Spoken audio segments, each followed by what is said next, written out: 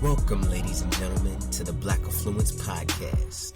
I'm your host, Xavier Snow, digital entrepreneur and CEO at Black Affluence.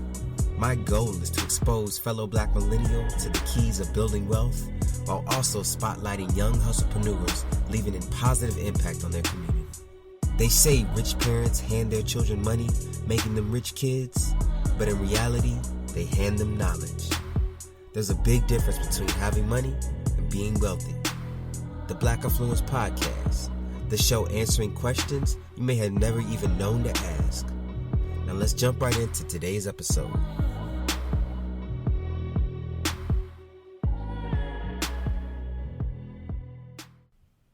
What's going on, everyone? My name is Xavier Snow, and I'm the CEO of Black Affluence. I'm also the host of the Black Affluence Podcast, and today I am joined by the wonderful Miss Nana Alice Nyarko. How are you doing today? I am doing amazing. How are you? I'm blessed. It's good to have you. Thank you so much. I'm excited to be here. Yes, we had a little bit of technical difficulties, but we made it work. Absolutely, yes. Now, where are you calling from? I am in Las Vegas, Nevada, actually. Vegas, okay. The casino still open? Some of them are, yeah. People are still gambling, doing their thing. Just at like half capacity, so. Half capacity, okay. Yeah. Okay, well, hopefully you're staying masked up out there. Definitely. For those of us that may not know who you are, can you please just share with the audience a little bit about what you do? Yes, so like you said, my name is Nana Alice Nyarko. I am the creator of the B&B from Scratch method, and I host Airbnbs. I've actually hosted over 20 Airbnb short-term rentals since 2014. I was able to generate over $250,000 in bookings revenue in 1 year. And I have helped tons of people actually start their first short-term rental and Airbnb with or without buying property. I love helping people to get started. And I have a background in law. I'm actually also an attorney. So that is me in a little bit of a nutshell. Nice. And I'm sure that legal background plays in your favor more than once, right? Yeah, it definitely does. I mean, it's great for contracts and all that good stuff and making sure that I put things in a place that work in my favor. Absolutely. Now, I'm always curious to know people's stories, right? How did you get into the whole field of Airbnb? So it's kind of funny because I sort of fell into it. Back in 2014, I was working a job. I traveled a lot for work, and I also traveled a lot for leisure. And I just really had this idea of, while I'm traveling, why don't I put my place on Airbnb and make some extra money, while I'm away? Airbnb was kind of becoming a thing back then. And I was always in real estate or interested in real estate. So I just thought this might be a good thing to do. And in a short while, just doing that part-time, I was able to make, about $1,300 just part-time while I was traveling away. So fast forward a little bit, I actually was laid off from that job. And I was actually living in the DC metropolitan area, which is pretty expensive. And I just thought to myself, I need something coming in. So I decided to Airbnb a space in my home, like a room in the house, in the apartment, part-time as well, just to kind of bring some money in. And it really just took off. So I started to be able to make enough money to cover my rent. And then I was making enough money to actually, make a little bit more than my rent. And, the rest is history. I just kind of grew from there. I got more and more interested in it and just dived deep. Okay. So tell me when you knew you had something big. What was that moment like? How did you know? To be honest, it was pretty early on when I started to make enough to actually cover my rent. I was like, okay, this is pretty dope. And then a girlfriend of mine had an apartment that she owned that she couldn't rent out, and she was having trouble renting it out. She's working full time. It wasn't really like her main thing. So I said, hey, let's try this Airbnb thing. And that was like my next unit. So we started doing Airbnb there. And again, we were able to like cover all the expenses, start to make some profit coming in. And I just really started to see how powerful this could be. And it was a way to dip your toe into real estate without having to buy necessarily. I mean, I've bought in the past, but this is a lot faster way to get to cash flow. So I was just super excited about it. And then people started asking me like, what the heck are you doing? And so I started, helping friends and family also get started. Wow. That's just so much to unpack right there. I mean, one thing that stands out to me about you is just your ability to help, right? And whether you're, a lawyer or, you're teaching your friends and family about the Airbnb process, it seems like that's just a common thread in your life, wanting to help people. Is that right?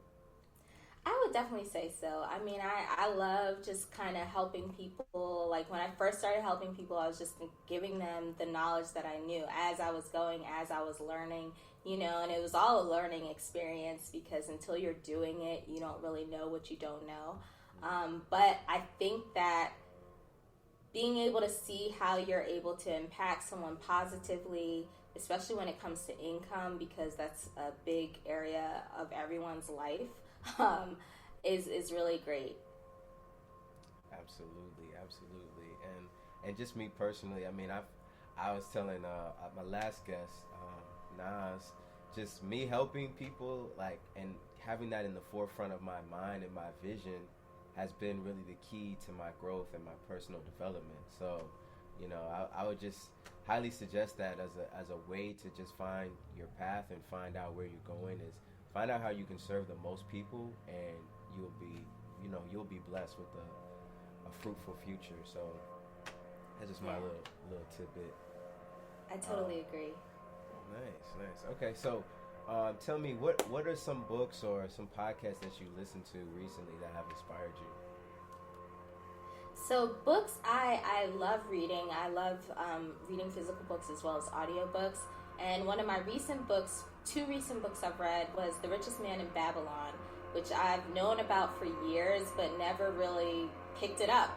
And I finally did recently, like just this past month, and I was just blown away. I mean, it really breaks down how to live financially, and it's so crazy because it's based on, parables basically from hundreds of years, thousands of years ago. And but it really is so clear cut. I've read so many finance books, but it really breaks it down in a way that is it is fundamental. I don't know a better way to say it. It's just so fundamental and makes everything just make so much more sense. I'm sure I'm not doing it justice in my explanation, but it was a phenomenal book. Like I've been implementing things from it since I read it. It's definitely going to be a reread as well, like one of those that you read every couple months or every couple years. Man, that's The Richest Man in Babylon is a classic. It's a classic, and you're absolutely right. I mean, the way that it's relatable, right? It just kind of paints a picture where you can see yourself in that position and those mindsets. I mean, I think, we all understand, what it's like to not have any money at the end of the month and, wonder why, right? And when you begin to kind of take responsibility and accountability for your own financial future, I think that's when, you start to realize that, hey, I can turn things around. I can live a better life if I just apply myself and I learn the skills needed. So right. I think that was what was so amazing to me about the story, was that it wasn't like the people in it were perfect or the guy in it was perfect. He definitely had made several mistakes, or they had made several mistakes, and were able to turn them around. So yeah. Absolutely. So I'm just curious, who are 3 people in your life that have really inspired you the most? Yeah, so I would definitely say, I don't know if it's cliche, but my parents. I am first generation Ghanaian American, And so my parents came here to New York, with not knowing anything about the US and just really kind of starting from scratch and just being able to create a really amazing life for me and my siblings, my brother and my sister. They still go hard. They're just really phenomenal. Shout out to people. mom and dad. Absolutely. Oh yeah, your mom and dad. But yeah, they're phenomenal people, and they just, they're constantly teaching me every day, like still now as an adult. So they have definitely inspired me. And then I would say I'm gonna combine my brother and my sister. So we're really close as a family, and my brother and my sister, both in their own separate ways, have just been phenomenal influences on my life. My brother has showed me that you can really create a path for yourself no matter what. And then my sister is just mad gung-ho, go hard, get things done, phenomenal type of woman. So wow. So yeah, so family is everything, right? Family is the foundation, sounds like. Yeah. Okay. So one thing that I am interested in is personally, it's just real estate, right? I think right now, obviously, we're in this economic turmoil where, the housing, some people are losing their homes, they're being foreclosed, and a lot of opportunities are arising. What advice would you give someone who maybe has no experience in real estate but is looking to maybe start that venture? So what I would say is to definitely find a mentor, find somebody who has done what you want to do, and then to really stack your cash flow and your paper.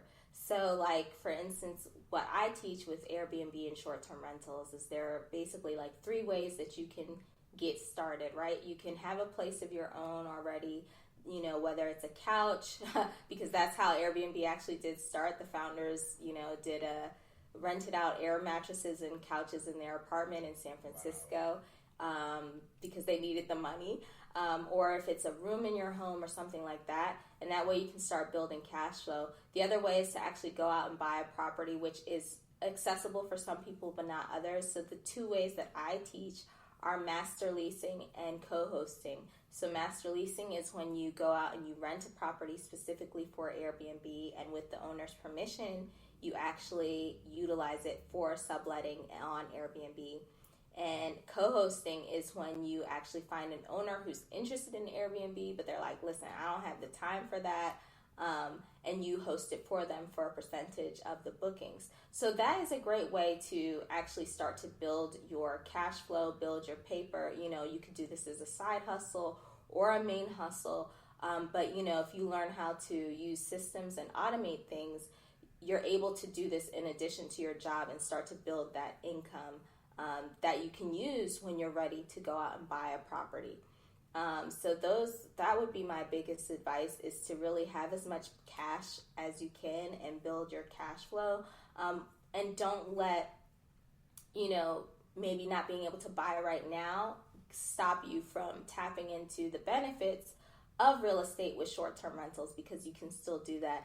And it's a great way also to not have to spend as much upfront cash when you're buying a property. If it's an investment property, a lot of times you have to put down a significant down payment. And I'm not saying that's, buying is bad at all, because I'm a huge proponent of buying property, but it's just another way to get your foot in the door sooner with short-term rentals. Okay. So I want you to dive a little bit deeper into this because I'm sure people have a lot of questions. But now, when you say co-host, right, with someone else, just kind of help me understand that that process. What do you mean by hosting exactly?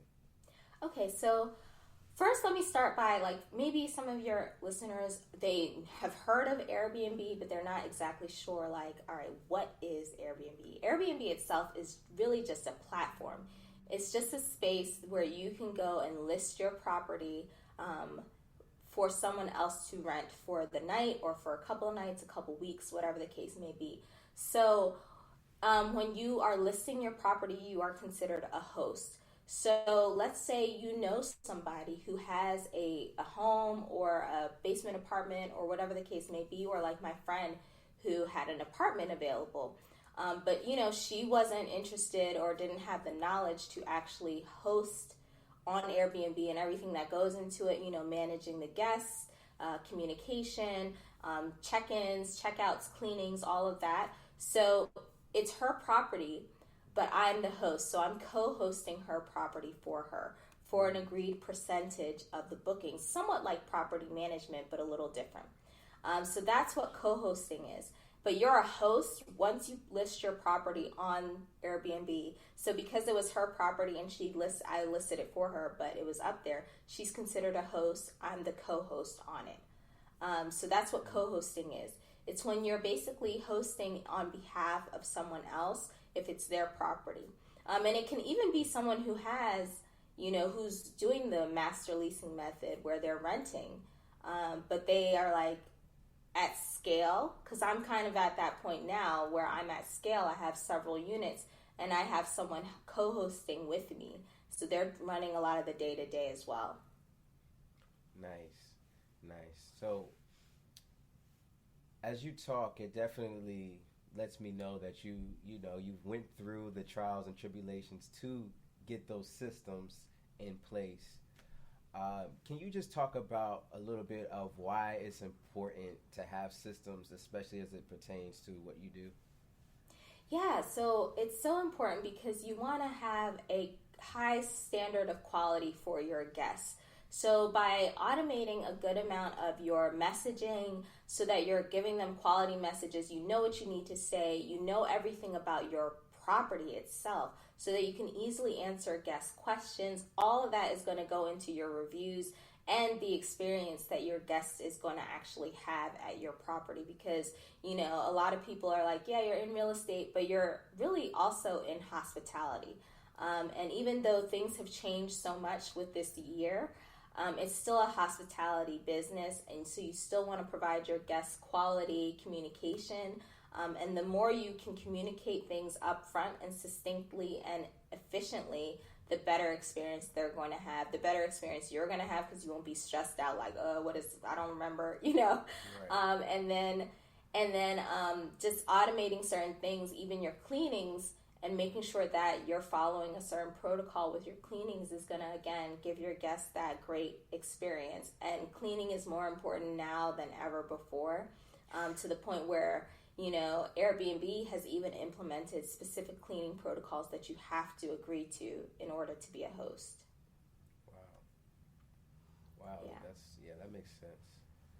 So what's one thing that you wish you would have known when you first started your career as the Airbnb guru, so to speak? What would I have wanted to have known? I would have wanted to know that it's really important to choose your property wisely, because I think people get so excited about the prospect of starting, especially when I tell them, oh, you can master lease or you can co-host. So of course you go out and find somebody, but it makes a huge difference, if your property is falling apart and you're trying to put lipstick on a pig, or you're co-hosting with an owner who doesn't understand the business and is more of a hindrance than a help. Because even when you're co-hosting, that's still your name out there. So you want to make sure that you do your due diligence with your property selection as well as your partner selection, because as a co-host, that's your partner. And even when you're master leasing, your landlord and the building that you are using is your partner, so if any of those are not up to snuff, it's going to be a headache. And I learned that the hard way. Wow. Yeah. Well, luckily, you're here to educate the people on the right way to go about things. Absolutely. That's important. Now, while we're on the topic of mistakes, can you talk about your biggest failure in this past year as it relates to your industry? This past year, I would say back in March, the first 2 weeks of Corona was like a bloodbath. So just kind of trying to pivot. Fortunately, we pivoted pretty quickly, but still, like, it took a little bit, right, to figure things out. Because for those who don't know, when things first happened with the pandemic, Airbnb, and they've since apologized, but they refunded all the guests' cancellations. So, which was great for the guests. I totally understand. But as a host, that was like a lot of money, right? So that was a huge hit. And I would say for the first like 2 or 3 weeks, trying to figure out, okay, well, what's our next move? How are we going to make this work, right? That was I wouldn't say a failure because we came out of it, but that was a huge challenge. But we pivoted to midterm stays, staycationers, because everybody and their mother is not trying to be in their house right now, stay in place folks, as well as travel nurses. So pivoting was really helpful, but it took a minute. And I think if I were to do anything differently, I would just have those kind of contingency plans in place. I think with Airbnb, it is still doing really well, but it was doing so well back then that a lot of us just thought nothing bad can happen ever. Nobody saw a pandemic, of course. But I think with any business, really having a backup plan and having contingency plans is so important. So that's something I implement now. Yes. And that's, like any business, you're right. It doesn't matter what you do, having a backup plan is essential to just overall success. Now, I'm curious because, we are Black Influence and we are promoting prosperity and economic empowerment in the Black community. So, curious to know, why is it important to have or to be financially literate as an entrepreneur in the Airbnb space? That's a really good question. I would say it's important to be financially literate in this space because it's easy to know how to make money in Airbnb, but it's not so easy if you're not financially literate and cognizant of it to keep and save that money and invest that money and make your money make money for you. And that's something I have also learned this year as well, because if you're not taking the money that's coming in and doing those things with it, you're on this hamster wheel. And so things like COVID can happen and it's like the good times have stopped, but you didn't make those changes or you didn't make those decisions. So now you're kind of spinning your reels or starting all over again. And it's so important. That has been a huge lesson to me. And I feel like us as Black business owners, that's something that we need to preach more and learn more and implement more, because let me tell you, I think we're all phenomenal at making the money, right? I'm in this space, I see people killing it, and I've killed it, but I think on the back end, you really have to know what to do with the money next when it comes in, and that's so crucial. Yeah, absolutely, yeah. It just reminds me, like I said, back to the first guest, Nas. He was, he's an investor. He's an analyst for a investment company, and so he's really big into finance and wealth, and he was just basically explaining how what wealth is and how just because you make money, it doesn't mean that you're wealthy. And I think that it's important that we as a people, we realize that it's not really what you look like, right? A lot of times we get confused with the nice house and the nice car, and we don't really understand that a lot of times those people with the nice things that you see, they're not always, as wealthy as they may appear. So I think that's kind of important that we kind of teach that in the process of learning financial education is, hey, it's not always looking wealthy. Sometimes it's the guy with the blue jeans and the white polo with no brand that is, sitting with $1 million in the bank. So I think that's just a mindset that, we have to kind of grow into as a community as we move forward into, these times that we're in right now. Yeah. And also, based on what you just said, you made me think of another book that I'm still reading it, but The Millionaire Next Door. That's a really, really good book and gives you great insights on how people of wealth, what they do with their money and how they spend their money, and how people who might look wealthy versus those who actually are, the habits and things that they do. So it's been mind blowing. Yeah, you know why I reminded you of that book, right? Why? Because you're the millionaire next door. I am the Yes, they wrote the book based off my life. How did you know? Of course, you're black affluence, of course. Well, to be honest, I literally just finished that book, so it's crazy that we're even like, we're even on that same wavelength. I just finished that book, and if I'm not mistaken, it was actually written in the 90s. Mm-hmm. But a lot of it applies. And it goes into depth in a lot of different categories. Basically, in a nutshell, they studied a ton of millionaires, right? They studied their habits, and what they found was just these astounding statistics of how millionaires live, right? And where they live and what they teach their kids. And it's mind-blowing, like you said. So I definitely recommend that book, as well as the Richest Man in Babylon. Those are two great books to get you started. Yeah.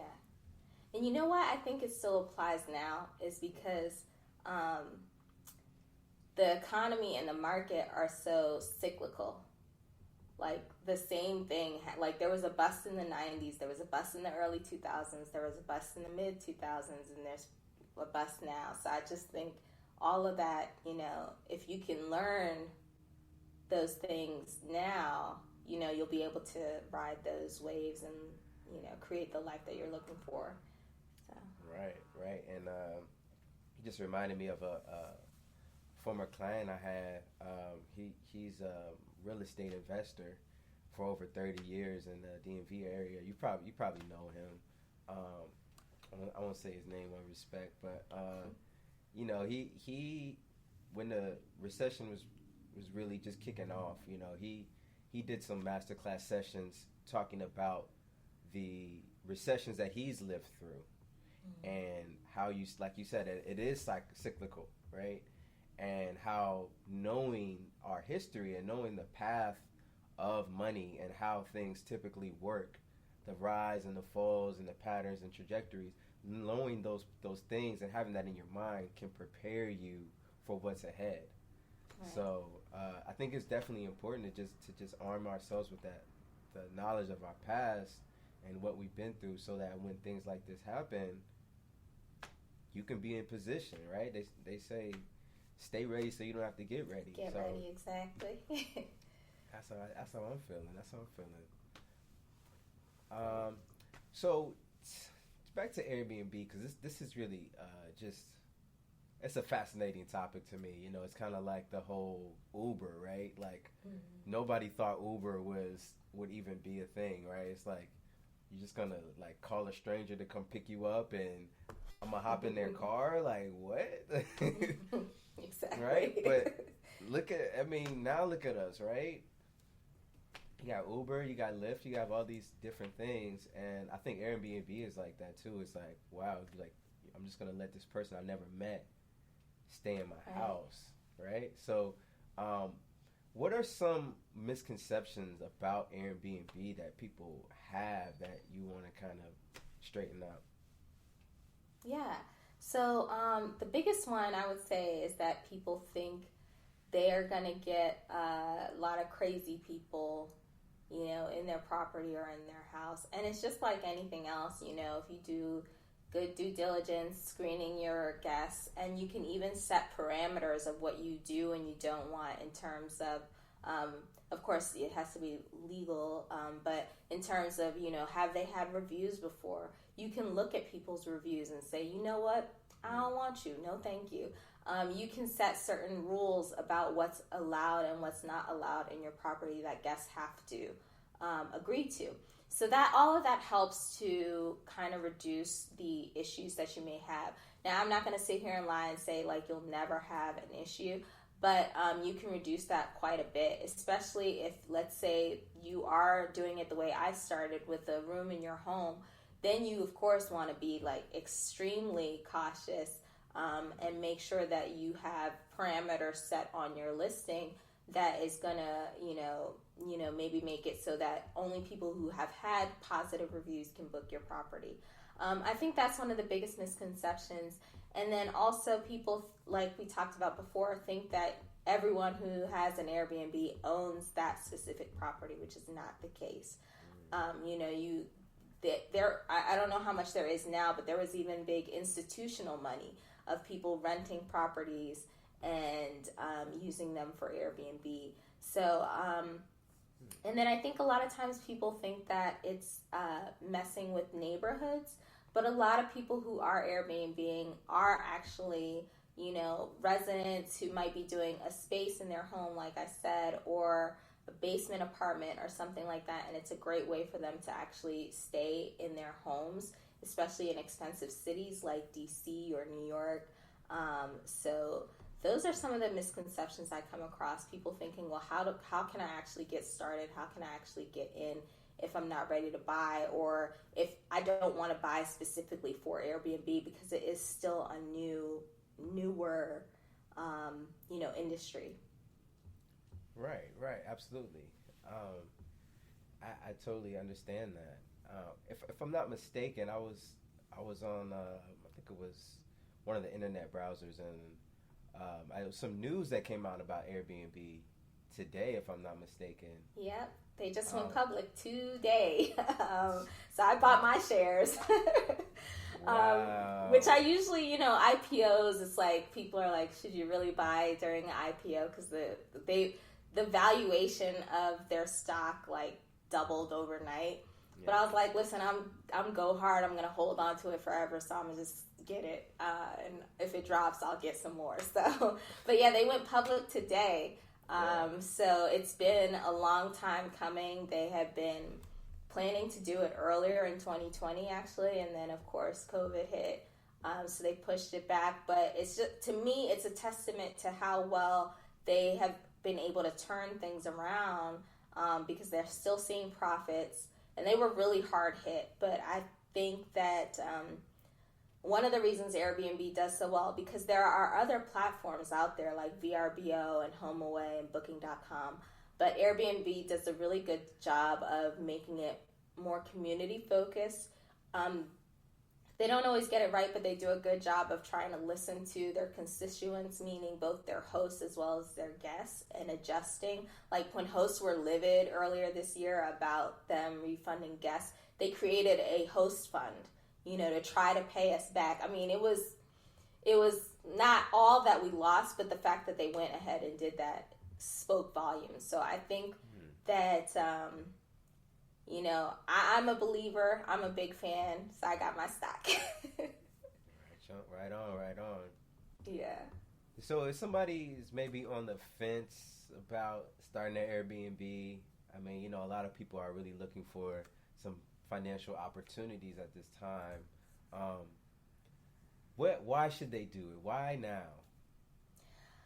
I think it's a great side hustle, and once you get things going, it can be a really good source of passive or semi-passive income. I think that's one of the biggest reasons to do it. I also think when you say why now, I think it's a great time to start because so many people actually got out when the pandemic started, and so there are deals available in terms of, like, if you want a master lease, right, the rent that you would pay now a lot of times is a lot less than what you would have paid a year ago. A lot, depending on who you're working with, a lot of landlords are, just looking for people who have the income to support the rent. So they're willing to, maybe give you a discount or a month off or whatever the case may be. So I think it's a great time to start for that reason. And then you have owners who they may be struggling with their traditional rents. And so they're like, ooh, this short-term rent thing sounds interesting, but I have no idea how to do it. If you go out and you learn the Airbnb business, that's a way for you to market yourself to those owners that you can do short-term rentals. And short-term rentals to me is anything less than a 12-month lease.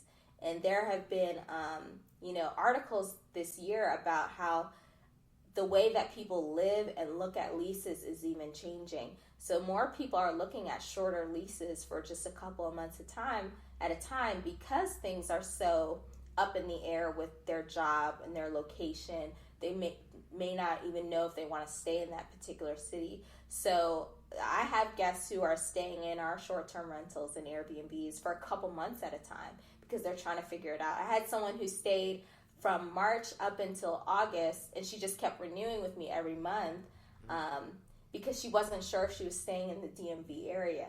And so, that was perfect for her because she was in flux. So there's a whole niche of people that are looking for your services. So if you get started now, you'll be able to learn the business. And let me tell you, in my opinion, once things get back to the new normal, everybody and their mother is going to want to travel. Really, really travel. And so I think if you know the business by the time that happens, you're going to be in a really good position. That's powerful. That's powerful. Now, I know that some people may be concerned, especially if you're thinking that you have to get a house or you have to own the property for the Airbnb. They may feel like their credit score isn't high enough. Is that something that someone should be thinking about? Well, that's exactly why master leasing and co-hosting are such great alternatives. Because if you can rent an apartment, you can master lease, right? So depending on, what your credit is, half the time landlord may not look at it or be okay with it because you're just renting.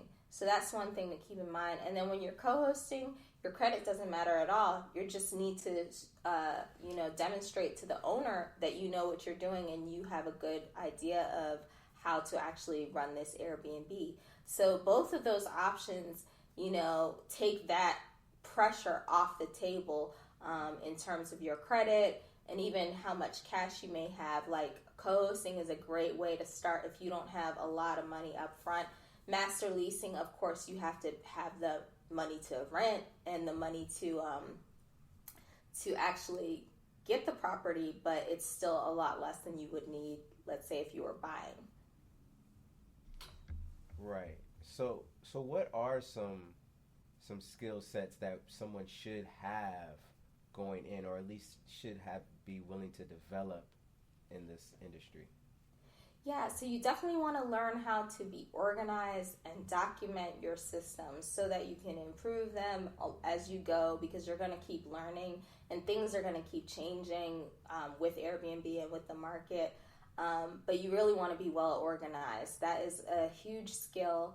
And just also have a heart for hospitality.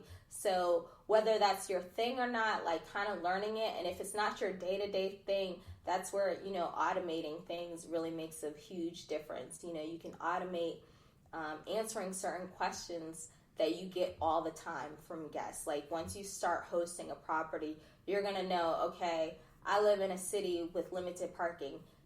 Guests always ask me about parking. What is my standard answer? And just having those things ready to go. And then I'm a huge believer in guidebooks and things. I'm a huge believer in giving the guests as much information as possible up front so they don't have to bother me.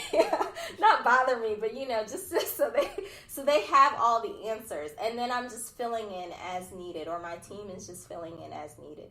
So being really organized and being willing to do that sort of work up front is going to put you in a really good position. Right. And you kind of just reminded me, whatever business that you're in, just giving people more than what they pay for is always a good route to go, right? You always want to make people feel like they're getting a good deal. And it sounds like, when you go above and beyond, I actually stayed in an Airbnb. Me and my girl, we went to South Carolina and we to see my family, but we stayed in an Airbnb near the beach, and just this woman's just sincerity and her just wanting to make sure that we were all right. It was felt genuine, right? Mm-hmm. And that was, to me, if I'm ever going down to South Carolina again, I would go back to her just because I trust her and I feel like she actually cared about us. Now, whether she really did or not, I don't know. Right. But it was a good experience, and I definitely see what you mean by that. So I appreciate that. And what you said is like the major key, because the fact that if you go back to South Carolina, you want to stay with her again. I've had that happen several times, and it is amazing because it's like, you know, when you're on Airbnb, it is marketing. It's a marketing platform. But if you already have this guest, like, you already have built-in future profit, if that makes sense, you know, because, you know, if you're going to South Carolina, you're going back to that lady. And so that's the way you want to think, that these people can book you again. And it's all based on the experience that they have and that you give them. Yeah, and building relationships, can't forget that. That's key. That's key. Now, Miss Nana, as we wind down, I gotta ask you, is there anything that I didn't ask you that I maybe should have asked you already? Let me think about that. I don't think so. I mean, your questions have been fire, I think, because you asked a lot about the financial side, and I think a lot of people don't think about that.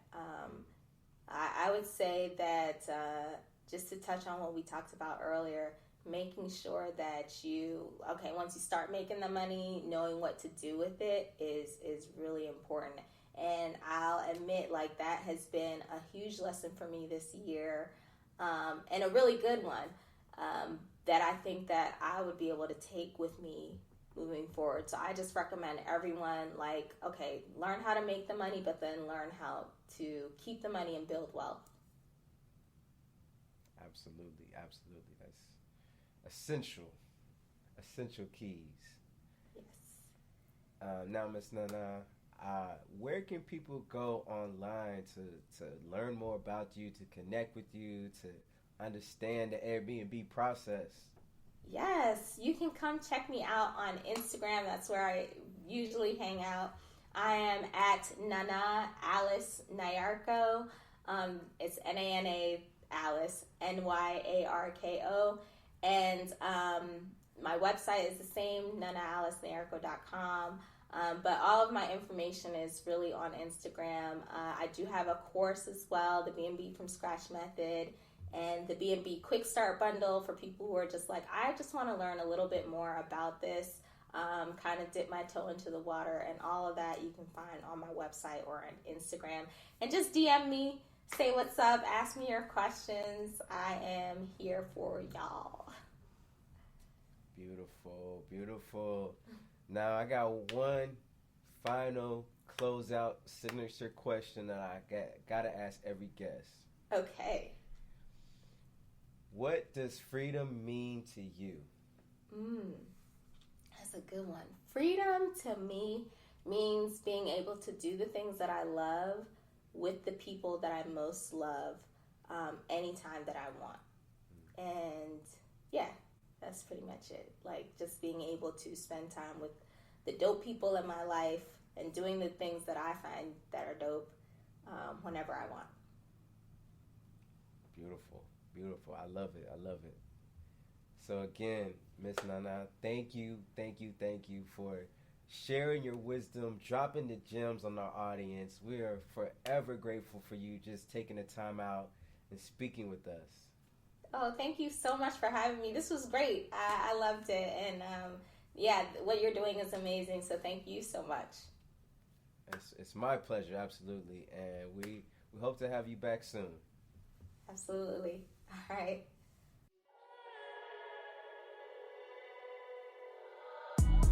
I really hope you enjoyed this episode of the Black Affluence Podcast. Stay connected with us directly through black-affluence.com. You can also join the discussion on Twitter and Instagram at black_affluence. If you would like to be featured on an upcoming episode, reach us at info@black-affluence.com. And as always, thank you for pushing your mindset towards a better reality. This concludes the most thought-provoking portion of your day. Don't forget to like and subscribe to stay fully up to date. Until next time, stay healthy, wealthy, and be wise.